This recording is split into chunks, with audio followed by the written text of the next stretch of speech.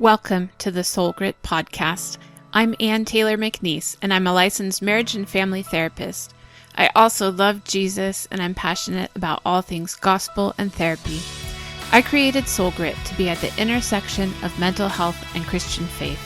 Christ followers need a place to ask questions and get answers about mental health.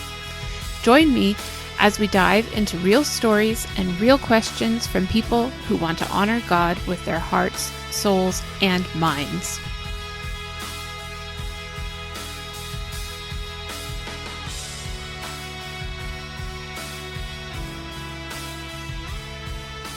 All right, I want to welcome everyone back to the Soul Grit podcast. This is Anne, and today I have with me a new friend, Dawn, who is a therapist from Minnesota. Dawn, would you like to introduce yourself and tell everyone a little bit about you? Sure. So my name is Dawn, and I am a licensed marriage and family therapist in the Twin Cities in Minnesota. And I have 3 kids who are between 10 and 13. They all just changed. So I had to pause there for a second. So I have everybody in the double digits now, which is like, oh. Yeah. And I also homeschool. So that's kind of my primary role right now. And then I am a therapist kind of at alternating days. Mm-hmm. So I love what I do both at home and at work. And I also am a Jesus lover. So he's part of all that, of course. And I just really enjoy and am passionate about incorporating faith in a practical way, whether it be in homeschool space or in the therapy space. So your podcast is like right up my alley. Yeah. You're like the perfect fit, somebody to talk to you about this. Like I told you, my kids are just like 2 years younger than yours. And then we both have the girl, boy situation. Yes. And we both love Jesus, and we love being part-time therapists and have some time to give to our kids and some time to give to our clients and to try to honor Jesus through all of that. So absolutely. Really I couldn't have said it better. Yeah. You too. Really? So the reason I invited you to be with us today, Dawn, is because I heard you on another podcast, and it was such a random thing that it was a podcast I don't normally listen to. And I think it was like my Apple podcast that just said like episodes you might like or something like that. And I was like, okay, I'll listen to this. And I was like, wait, I really did like it. Apple knows me. And I heard you talking to this other podcaster, and I was like, I'm going to reach out and see if she'll come talk to us too. And the reason that I wanted that was because the heart that you have around people who are hurting due to church wounds. And so right now we're going to be we're in a little series about church hurt. I like to call it church hurt. Hurt is different than other kinds of hurt. And I just like to open up the conversation about that with you. Absolutely. I can't wait. It's a topic I'm passionate about because I'm finding, as we talked about earlier on our phone call, a lot of people, if not everyone, seems to have a relatable experience in this arena, which makes me very sad and also shows me that we need to talk about it and we need to get it out into the light so we can have some healing. Yeah. So did you always work with clients that had church hurt, or is this something that you've seen more of more recently? Definitely more recently. It's kind of interesting. It seems as though I would even just frame it as kind of post-pandemic.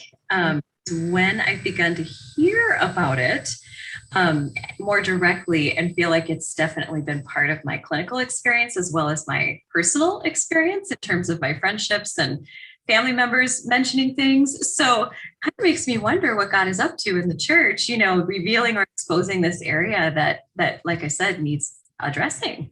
Yeah. So yeah, it's kind of interesting. It feels kind of like a new thing. Yeah. And yet I know it's not, because I know that my parents went through church hurt in the 80s and 90s and yes. 2000, and my husband's parents did as well. So I know it's been out there, but it feels like maybe it's because we have more acceptance of counseling or talking about emotional health, or social media. I'm not sure why, but it seems like we're talking about it a little bit more, which is good. Yes, I agree. Yeah, maybe people are just more willing to be open about it at this juncture for some reason. But yeah, it is good. I agree.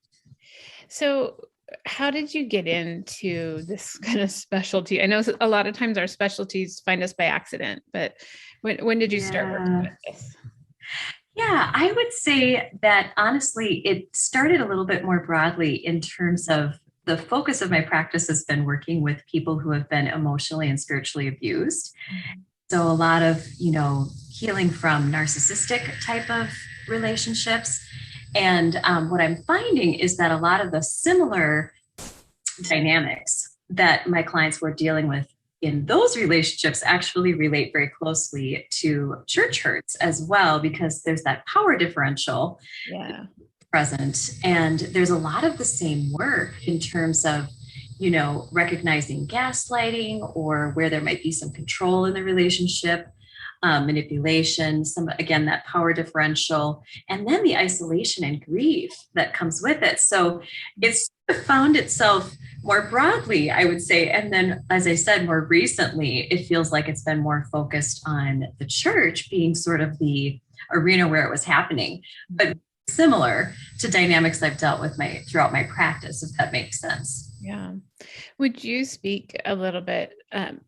Gaslighting is a common term now, but could you Yes. towards how somebody would know how to recognize gaslighting in a church context and what it is? Sure.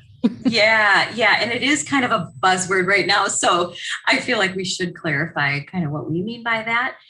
In kind of my own layman's terms, I feel like gaslighting is when you begin to question yourself and your own sanity or your own intelligence, even your own heart, because someone is putting that into questions, but it's regarding their behavior.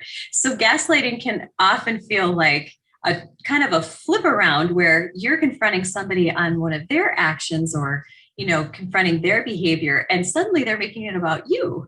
And, oh no, you're remembering that wrong, or you're crazy, or no, that's not how it was, questioning those kinds of things and making it about you and a deficiency within yourself, rather than them taking like personal ownership and making amends, as we would hope in a healthy relationship, and hearing you out. So that's kind of how I think of gaslighting. Would you add anything to that, Anne? Yeah, I think that phrase of like the person making you feel like you're crazy, where Yes.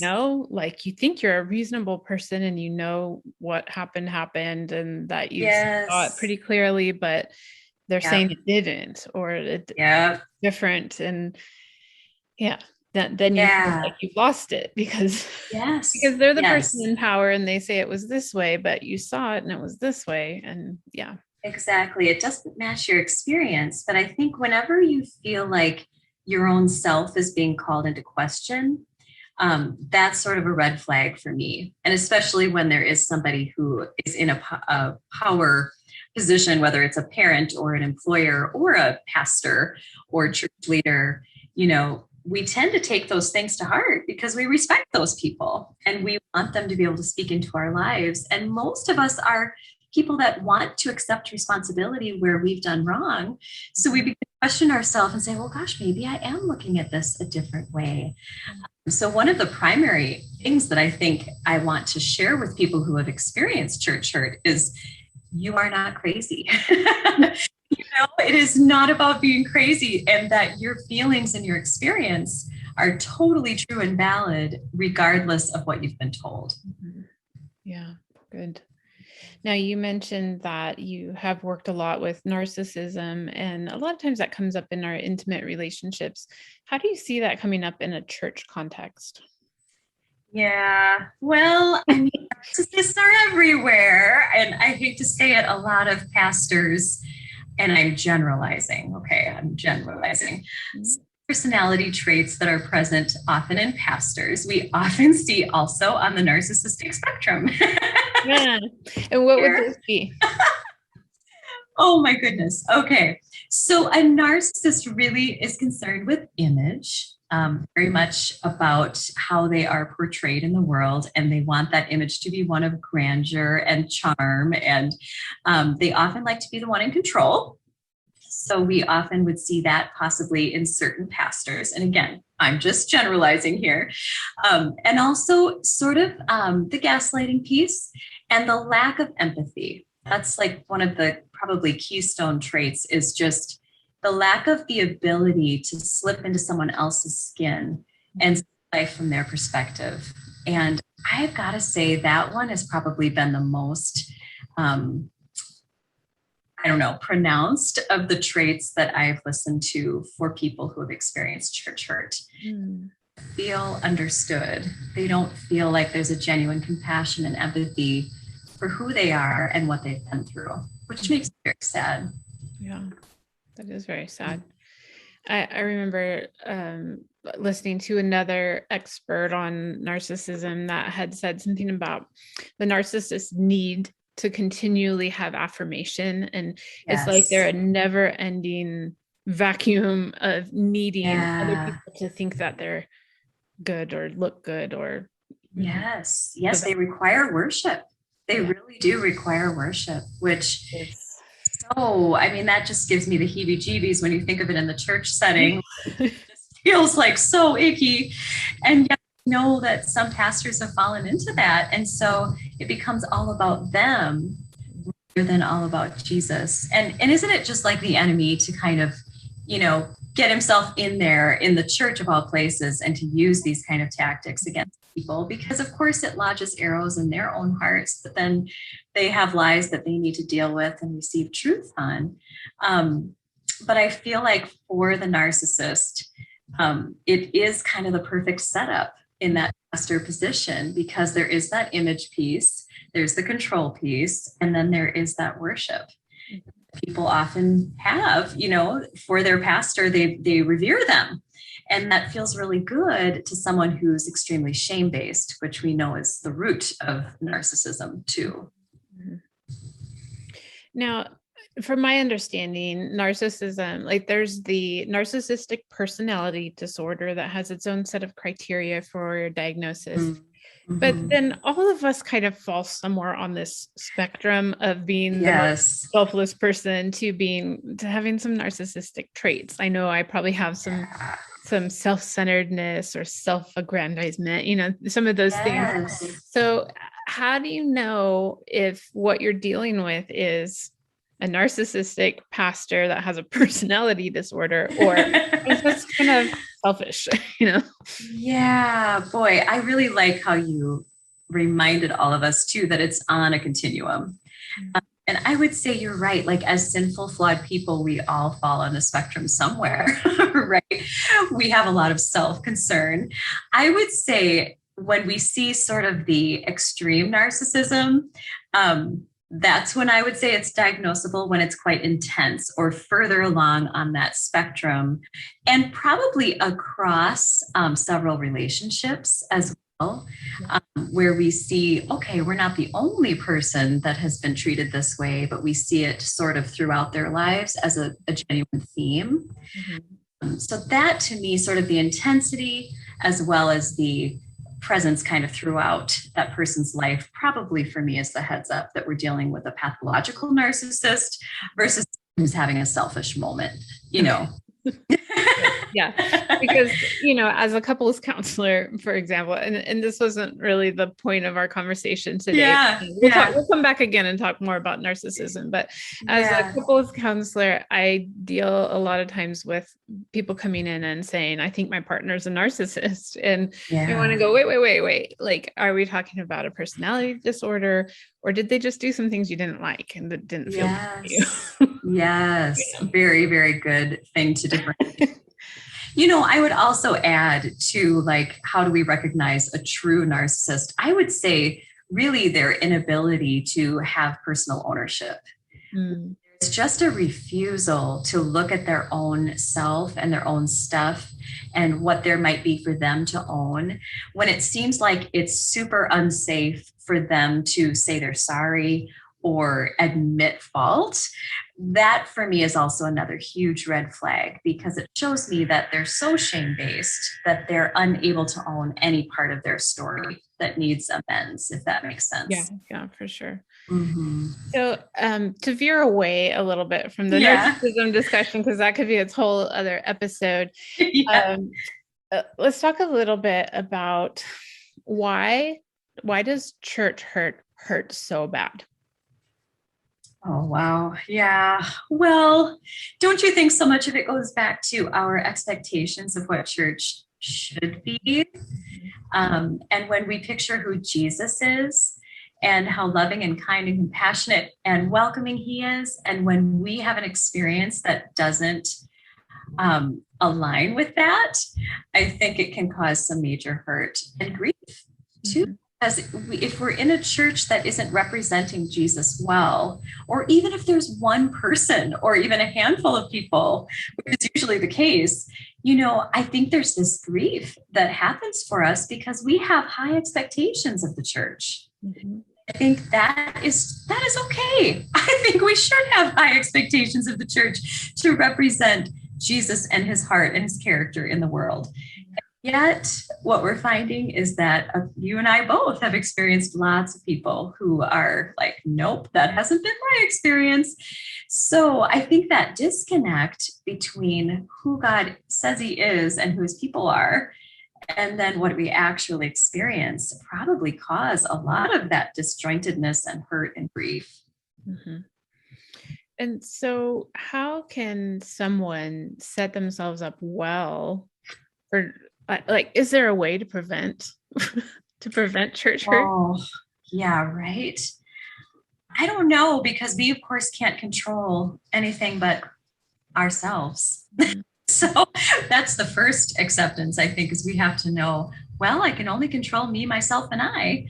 That's a pretty short list. But when something happens, I think that maybe what we can do is just be prepared with a mindset that isn't victim, related in terms of why is this happening to me? What's wrong with me? But honestly, I don't know if we can really prevent it because I feel like it's a process that you have to work through when you've had a genuine hurt, Mhm. especially from someone that you feel close to or safe with, or think you should feel close or safe with. Mhm. On the prevention side, I don't really know. I mean, I'm not sure. Yeah. I mean, I feel like maybe as experienced church girls and therapists and stuff, I feel like we should be able to come up with a list or something I of know. like the red flags or the making sure your church culture has this in place so you don't get hurt. But Yeah. it's probably not like that. I mean, we do that with marriage, right? Like premarital counseling. We go, Yeah. let's talk through all these issues in the beginning so that we make sure that you don't head for divorce later. Yeah. And yet sometimes it still doesn't work out. And people do terrible Exactly. things and they hurt each other. So is that Yes. kind of how it is with church too? I kind of feel like it is the more we talk about this. I've never really thought about this question before, but I feel like hurt people are everywhere Yeah. and hurt people often hurt people. So if we know that that's kind of an abiding truth, then yes, we're going to run into those people everywhere. And most people say that it's just a handful of people or less that have hurt them in the church. So, once again, it's just kind of these few that are part of the congregation that somehow we have these experiences with.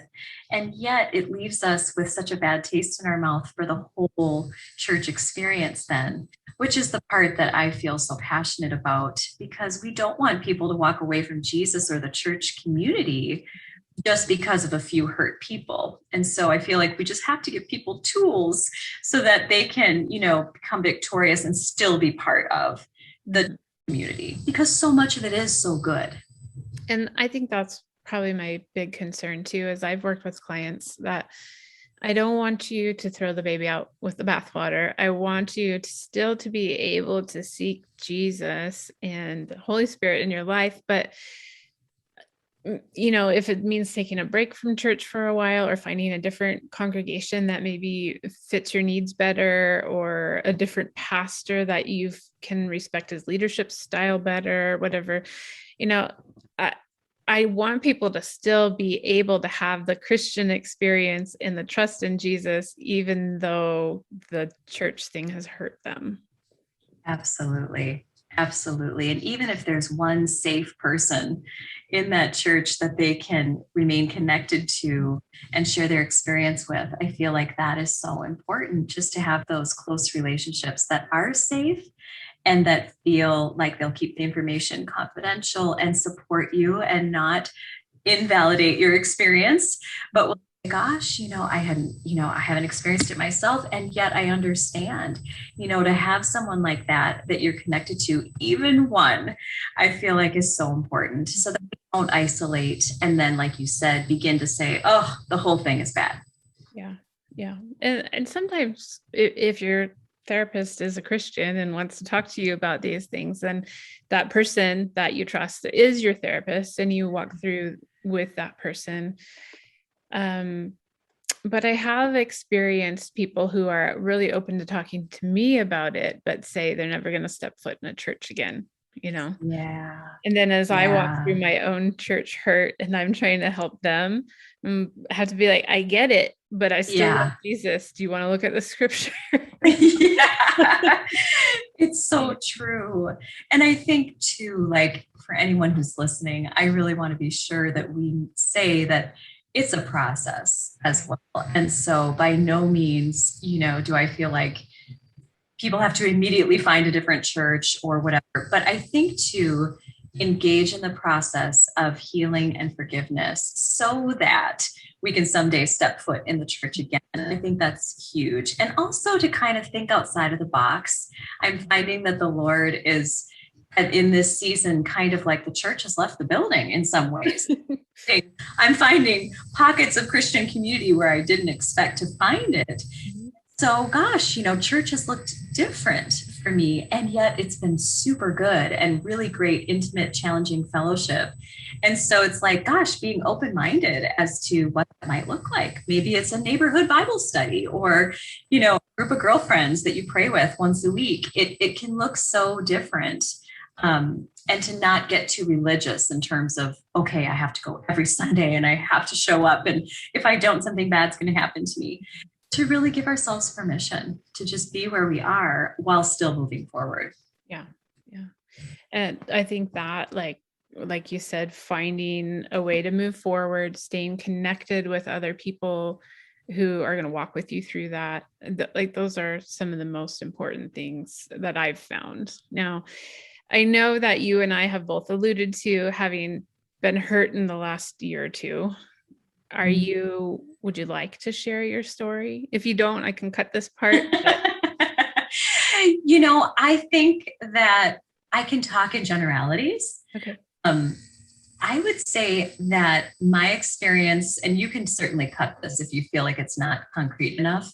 I kind of found myself waking up to the fact that the church that I was attending had totally changed direction. And I would say that it was revealed to me in a really strange, like my eyes were just opened, that the system, speaking of family systems, the system within the church that I was attending was extremely controlling and kind of had that narcissistic flavor to it.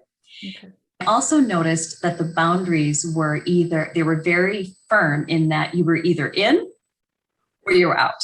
Mm-hmm. I was always out. And I found myself feeling really insecure about myself, like in the early part of my attendance there, but I could never really name what I was feeling. And then when the whole pandemic piece happened, it became very clear that I was out. I felt like the church was not there for me. Yeah. We felt actually completely isolated during the COVID pandemic, and really just like, where are our pastors who are supposed to shepherd us and speak truth at this time? And so the Lord is so good. He had already connected us to a small group. And so that's really where we found life and truth and support and community.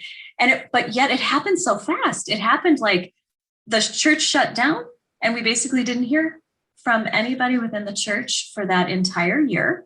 Our children and we're not allowed to go even when the mandates lifted, and the church could be open. The children are not welcome for a very long time. And here we are, a family. And so we thought, gosh, this is just so odd. It was just a strange experience. So in some ways, I feel like the sort of roots of it were already in place, but I hadn't seen or realized what I was dealing with until the COVID thing happened. And then I was like, oh, I think this is what's happening. And I don't want to be part of this community. And frankly, it doesn't feel like they are very welcoming to me either. So we had to do kind of a quick whoop, like, well, where are we going to go to church with children? Right.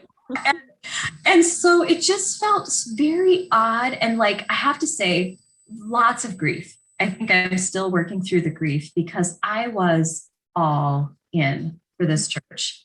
My whole heart. I was so in. I loved everything they carried, all the kingdom principles that were at work.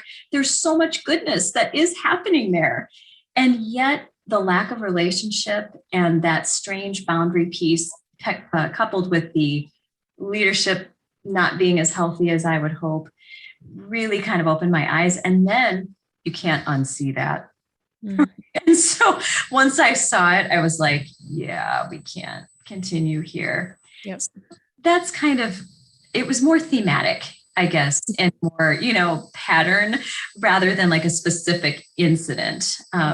So I'd love to hear more about yours too, if you're willing to share. Yeah. Well, like I told you, this episode is going to be part of a series. So in the episode before this, I do share a little bit about my experience and, trying to be as personal as I can without throwing anybody under the bus, but I would say, we were part of a community where we really did feel like family for 10 years. And I had a leadership role with the church and I was on staff and all of that. And in June 2020, so 3 months into the pandemic, our pastors called and said they were leaving and with really no explanation. Oh, wow. And they were, the people that we did life with, and they were just gone.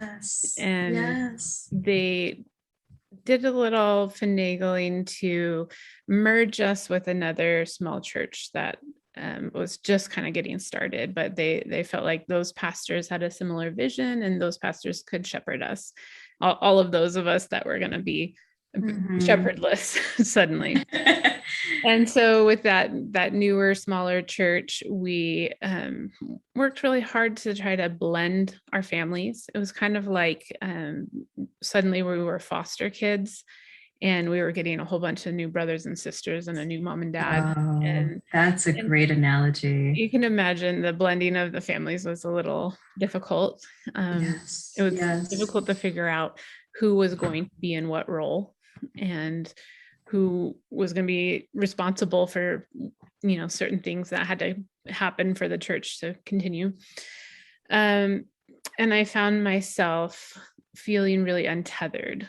I use this analogy of, when a flag is flying in the wind and one of the edges is clipped, but the other corner has come unclipped. And so it's waving, but it looks like it's going crazy. Because it's not blowing the right way like it should on the pole. It's just kind of flapping crazily. Yes, that makes sense. Yeah. The one corner of me was clipped in that I still had my faith in Jesus and I still loved the bride of Christ, the church, and I was solid there. But the other side that had come unclipped was my church community and my place in the church. And I felt really displaced. And so my husband and I and my kids, we tried to make it work for a full year from June 2020 until June 2021. And then Father's Day this year, we had conversations with every member of our small group because we were small group leaders and with all the pastoral team. And we said, this is going to be our last service and God's telling us to move on. And at that point, and I think you could probably understand this because of the age of your kids, like we had a child going into 6th grade, and we really wanted her to have a youth group, and we wanted her to be able to start fresh when all the other 6th graders started fresh. So from June to August, we felt like we had basically 2 months to get this right. Oh, And I wow. know we probably didn't have to feel that pressure, but it Yeah. felt like we wanted to be planted by the time school started again so that she could have that experience. And so Mhm. we did a little shopping, and my little boys found a church that has Mario Kart at the beginning of before service starts. And they're like, we're done shopping. And we felt like the leadership was healthy, and the church is very diverse, and I love worshiping with people from different cultures and backgrounds. And Yes. it's a big church where I can be anonymous and not serve right away, even though my heart is to Yeah. serve. I needed a place where I can heal for a while. Absolutely. And I love that you're giving yourself the space to do it. Yeah. Yeah. Incidentally, the church that we started going to also has Mario Kart. Kids. So message to all children's pastors, if you want people to come to your church. My sons were so excited. Yeah, they were like, this place is awesome. Not only do we get to play Mario Kart, but they get these silly sodas at the end of church where they like mix like a flavor shot of like orange or grape or whatever, like Sprite. And it's like lives are changed. It's amazing. Like they have figured out the currency to their hearts. Yeah. Sugar and Mario Kart. That'll do yes. it for Oh my gosh. But they do such a great job. Did you learn anything about Jesus? Yeah. How was worship? Well, I do see like my 9-year-old, he said, Mommy, there's always leaders at the stage that offer prayer during the service. And I keep thinking maybe I should go up there and get prayer. And, so there's little moments where you can have those discussions where something good is going on. Yes, I would agree. My boys found they have an app on the phone that has the soap study every day for the kids. Wow. And they are like so excited about this app. And I thought, any children's ministry that has my children going to the word and studying it has an A++ from me. Right. So whatever they're doing is really motivating them and exciting them about God. And so what else can you ask for at this age? They get extra sugar if they turn in the Bible study. Probably, yeah. There it is again. Video game time and sugar. Yeah. Good. Well, I know that the parenting part is just another layer of the hurt, because when you get hurt by a church, if you do have children, it's not just you feeling that and knowing that you need to walk away. It's also ripping your kids away. Like my children have never been to another church. Like this is their whole life. They were baptized and dedicated and, all of that in the same system. And so even though they knew, I think they understood why we were moving on, they still kind of wondered. And then we knew that some of our friends, even our pastor's children, they were saying, hey, where are the McNeese children? How come I haven't seen the McNeese family? And then you have to figure out how to explain that to little guys. And that's a tough one to put words around because it feels so abstract for kids, doesn't it? Yeah. And I just liken it to, in Genesis, when God tells Abraham to go, and Abraham says, okay, where? And God says, where I'll show you. And he doesn't really have a map or an agenda or a plan. He just has to pack up and go. And that's kind of how we felt. Like we don't know where we're going next, but we know we can't stay here. Yeah, you start with what you do know, right? And you do the next thing. Kind of await further instructions. Yeah. Oh, I'm so sad to hear what you experienced. Yeah, and you too, I'm sure. Like we obviously different parts of the country and different reasons and all of that, but it's the same thing. It's your heart and your mama heart. And I cried every Sunday for a year. It was very hard to make it through a service without crying, and cried a lot in the week in between. I got myself into therapy. Yes, very good. I found a therapist that had been a pastor's wife and had been through church splits and had been Oh, through all of this. And we didn't do a lot of fancy psychological interventions. It was just a lot of, I get it.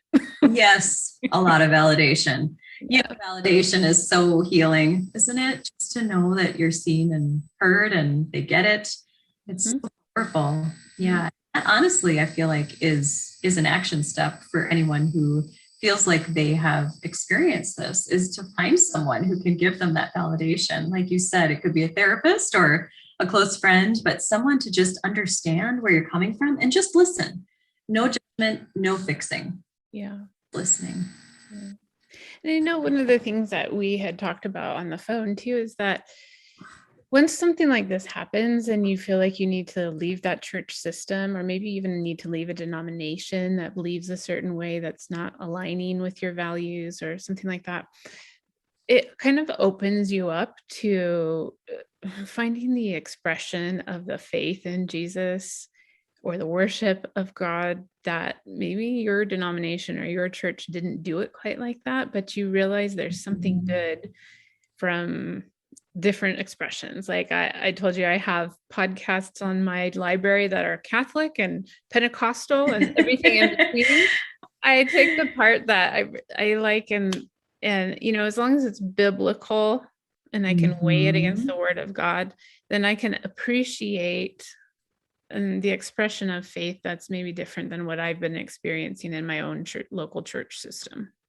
Yes, yes. I think that's a really powerful thing to point out that, gosh, if we're going to reframe it as a positive thing, it exposes us to a completely different kind of church experience. And God is a multifaceted, multidimensional God, right? And so, in some ways, it's a beautiful thing that you're experiencing Him in all these different ways that you hadn't seen coming. Yeah. So, I think that's actually kind of cool. Yeah. Mhm. Or even like, I don't know if you've noticed it in your area, the rise of home churches. Seen more Yeah. home churches, probably related to pandemic, but also Mhm. people who are longing for that more intimate experience of church instead of the more institutional church that they see in the big buildings. Yes, yes. And I think a lot of people are more open to the home church experience than the institutional experience because of church hurt. I feel like other people just have I don't know, even a preconceived notion of what it's going to be like. And somehow inviting somebody over to your house just feels a lot more, people are just more open. Mhm. So that is kind of a cool trend.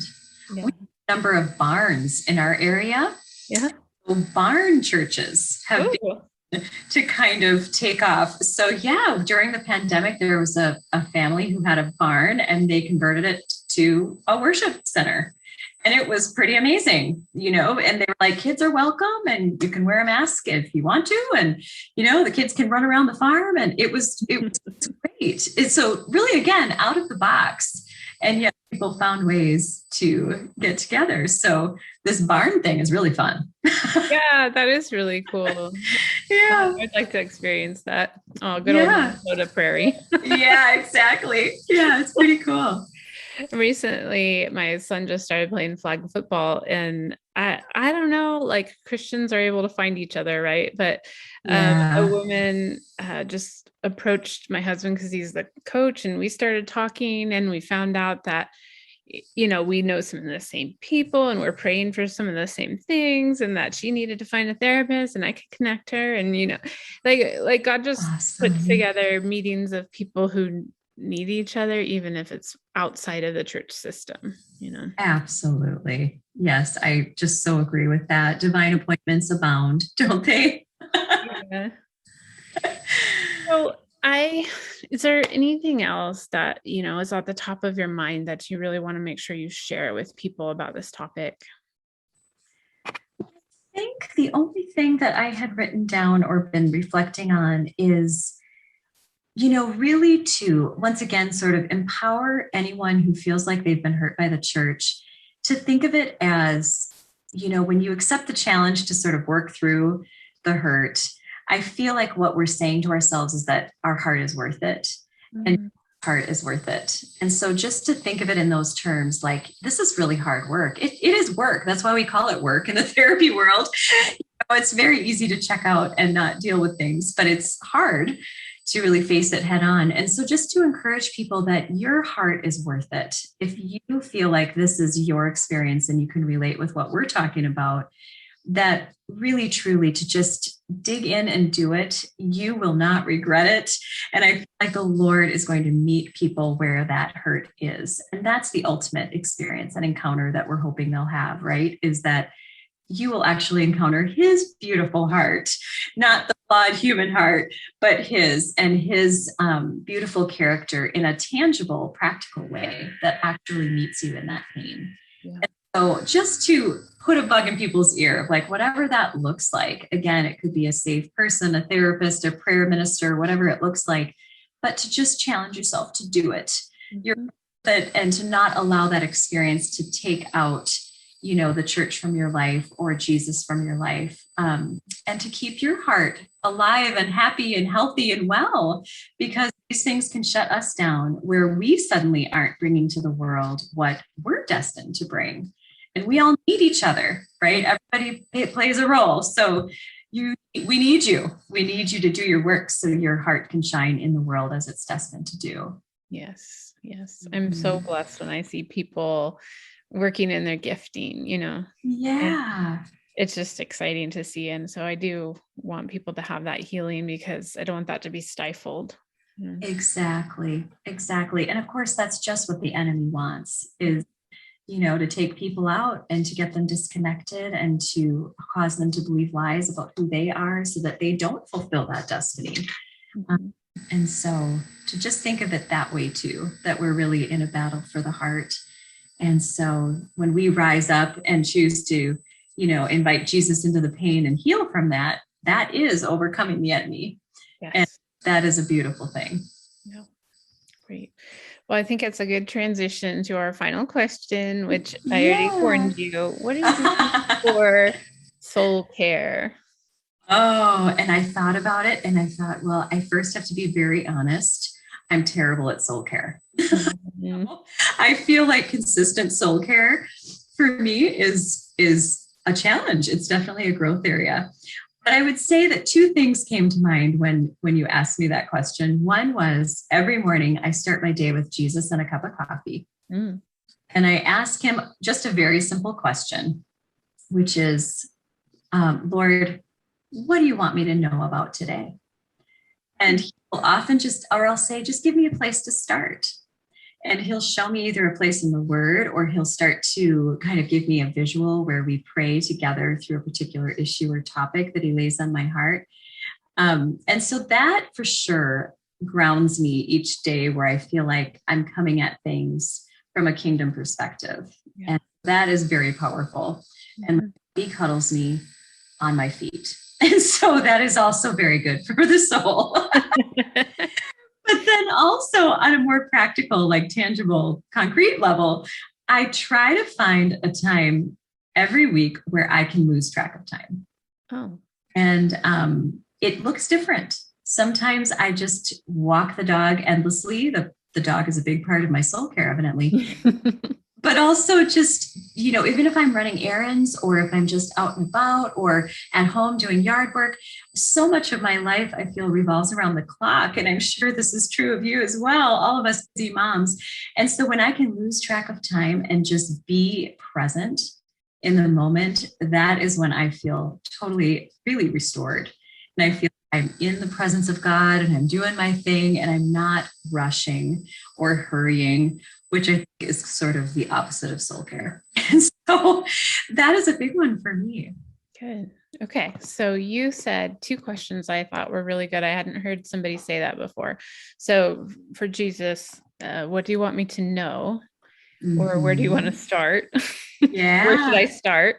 Yeah. So that's fabulous. And then also losing track of time. Like, I don't think I've done that in a long time. I know that we all say, oh, I lost track of time and now I'm late for an appointment or something, but it's kind of just like a cliche thing that we say, but to actually purposely lose track of time. I'm going to think Yes. about that a little bit more. Yes. Good. I'm glad. Yeah, it really is powerful for me. And I have to say, my husband has been instrumental because he knows this about me. And so he will say, you go, leave the house, and don't tell me when you're coming back, because he doesn't want me to have the end time, like, oh, I'll be home by dinner or whatever. It's like, nope, the purpose is for you to not be concerned about the time.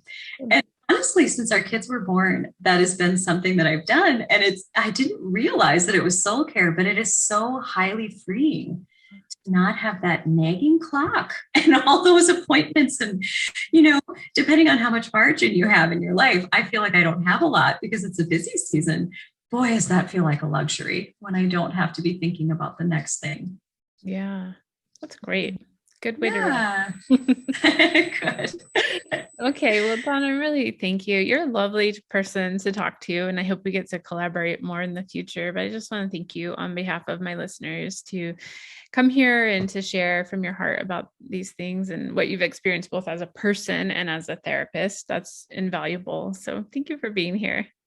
Thank you for having me. It was so fun to get your email. I was like, well, this is what I'm talking about. Yeah.